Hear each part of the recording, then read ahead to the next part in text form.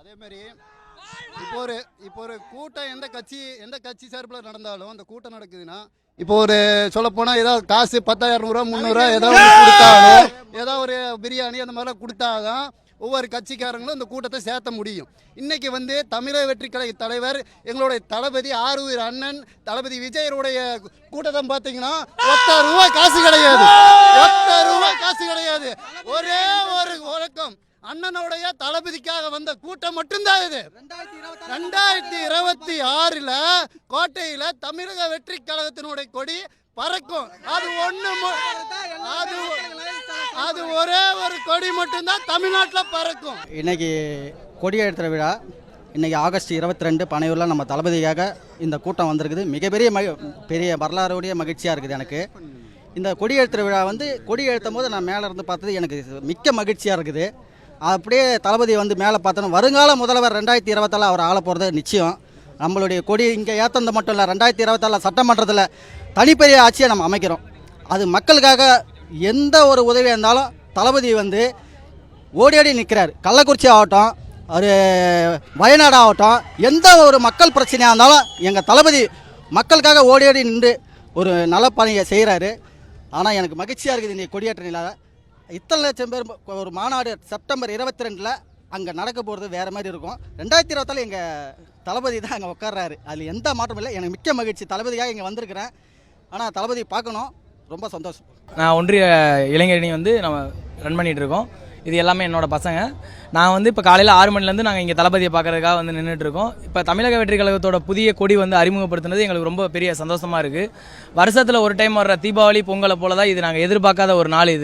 இதுக்காக தான் இத்தனை நாள் நாங்கள் காத்துக்கிட்டு இருந்தோம். இனி வரும் காலங்களில் தமிழக வெற்றி கழகம் யார் என்ன அப்படின்றது எல்லாத்துக்கும் நாங்கள் தெரிகிற அளவுக்கு இன்னும் மேற்கொண்டு நிறைய பண்ணோம். அதாவது மக்களுக்காக இருக்கட்டும், மற்றபடி இளைஞர்களுக்காக இருக்கட்டும், பள்ளி குழந்தைகளுக்காக இருக்கட்டும், எல்லாத்துக்குமே நாங்கள் எதிர்பாராத இன்னும் நிறைய பண்ண வேண்டிய இதெல்லாம் இருக்குது. அண்ணன் சொல்கிற ஒவ்வொரு வார்த்தைக்காகவும் நாங்கள் கட்டுப்பட்டு ஒவ்வொரு விஷயம் பண்ணிகிட்டு இருக்கோம்.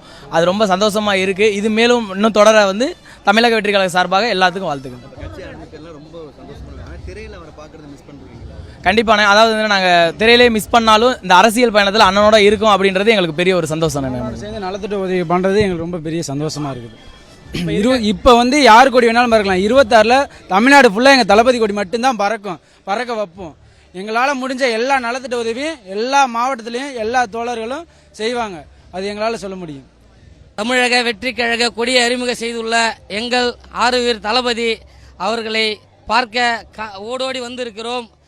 இந்த கொடி ஆனது மிகப்பெரிய வரலாற்றை சுமந்து கொண்டு பறந்து கொண்டிருக்கிறது.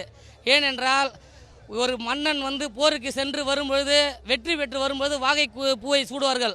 அதே போல் ஒரு வெற்றியின் நம்ம தமிழகத்தோட மிகப்பெரிய ஃபஸ்ட்டு வரலாற்றிலேயே முதல் படை யானையை வைத்தான் முதல் பறக்க விட்டுருக்கிறார் நம்ம தளபதி கொடி. இந்த யானைப்படை கொடி தமிழகம் முழுவதும் பறக்கும். தமிழகத்திலே நம்ம கோட்டையிலே கொடி பறக்கும். இதுக்கப்புறம் எங்கள் கொடியை தவிர வேறு எந்த கொடியும் தமிழகத்தில் பறக்காது. வருங்கால தமிழக முதல்வர் எங்கள் தளபதி தான். வருங்கால முதல்வர் தளபதி. நாளைய கொடி கோட்டையில பறக்க, அதை எங்க தளபதிக்காக உயிரை கொடுத்து நாங்க பறக்க வைப்போம். 2026 எங்க கொடி தான் கோட்டையில பறக்கும். தமிழக வெற்றி கழக கொடி தான் பறக்கும். தமிழக வெற்றி கழகம், தமிழக வெற்றி கழகம், தமிழக வெற்றி கழக தளபதி வாழ்க, தளபதி வாழ்க.